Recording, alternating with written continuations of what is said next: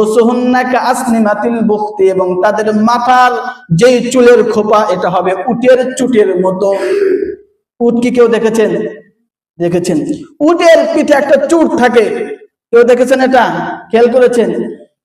রাসূলুল্লাহ সাল্লাল্লাহু আলাইহি ওয়াসাল্লাম বলেন, দুই শ্রেণীর ব্যক্তিরা জাহান্নামে যাবে। এর মধ্যে এক শ্রেণী হলো যারা পোশাক পরা না পরা বরাবর, অর্থাৎ এমন পোশাক পরবে যেই পোশাক পরার পরে উলঙ্গ থাকে, এবং তাদের মাথার রং হবে সেই উটের চুটের মতো, অর্থাৎ মাথার চুলগুলি থাকবে উপরের দিকে দিয়ে হাঁটবে। রাসূলুল্লাহ সাল্লাল্লাহু আলাইহি ওয়াসাল্লাম এর পরে বলেন, লা ইয়াদখুলুনাল জান্নাতা ওয়া লা ইয়াজিদনা রিহাহা ওয়া ইন্না রিহাহা লা ইউজাদু মিন মাসিরাতি কাযা ওয়া কাযা।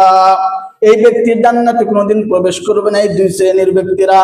অথচ জান্নাতের ঘ্রাণ পাওয়া যাবে অনেক অনেক দূর থেকে, অনেক অনেক দূর থেকে জান্নাতের ঘ্রাণ পাওয়া যাবে, কিন্তু এই দুই শ্রেণীর ব্যক্তিরা জান্নাতের ঘ্রাণ পাবে না। জান্নাত তো দূরের কথা, জান্নাতের ঘ্রাণও পাবে না। তাহলে রাসূলুল্লাহ সাল্লাল্লাহু আলাইহি ওয়াসাল্লাম 1500 বছর আগে, 1450 বছর আগে বলে গেলেন যে দুই শ্রেণীর লোক আসবে জাহান্নামে, যাদেরকে আমি দেখি নাই। তার মধ্যে দ্বিতীয় শ্রেণী হলো এমন কিছু মহিলা বের হবে যারা পোশাক পরার পরেও কেমন যেন উলঙ্গ, সেই সময় তেমন হয় এখনো আসে নাই।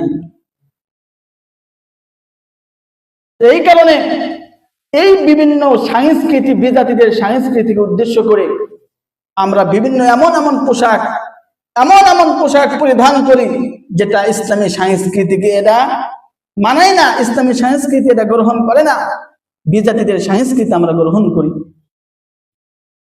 তৃতীয় নম্বর, আমরা ট্যাটু করি। ট্যাটু বোঝেন তো? শরীরের ভিতর নাম লেখে, বিভিন্ন জায়গায় খোদাই করে নাম লেখে, এটা কি জায়েজ? এই যে ট্যাটু করা, বুখারী শরীফের 5940 নম্বর হাদিস। এই হাদিসের বর্ণনাকারী আব্দুল্লাহ ইবনে আমর রাদিয়াল্লাহু তাআলা আনহু, তিনি বলেন, আন আব্দুল্লাহ ইবনে আমর রাদিয়াল্লাহু তাআলা আনহু قال قال رسول الله صلى الله عليه وسلم الواصلة والمستوصلة والواشمة والمستوشمة। এক নম্বর, ওই ব্যক্তি, ওই মহিলা, যেই মহিলা আরেক মহিলার চুল লাগায়া দেয়, অর্থাৎ তার বানানো কৃত্রিম চুল, তো যে লাগায় দিল এই ব্যক্তির উপরে রাসূলুল্লাহ সাল্লাল্লাহু আলাইহি ওয়াসাল্লাম লানত করেছেন, এবং যে ব্যক্তি লাগাইলো এই ব্যক্তির উপরে রাসূলুল্লাহ সাল্লাল্লাহু আলাইহি ওয়াসাল্লাম লানত করেছেন। এরপরে ওয়াল ওয়াশিমাতু ওয়াল মুস্তাওশিমা, ওই ব্যক্তি, যে ব্যক্তি কাঠি গরম করে, লোহার কাঠি গরম করে শরীরে খোদাই করে নাম লেখে, এই ব্যক্তির উপরে রাসূলুল্লাহ সাল্লাল্লাহু আলাইহি ওয়াসাল্লাম লানত করেছেন।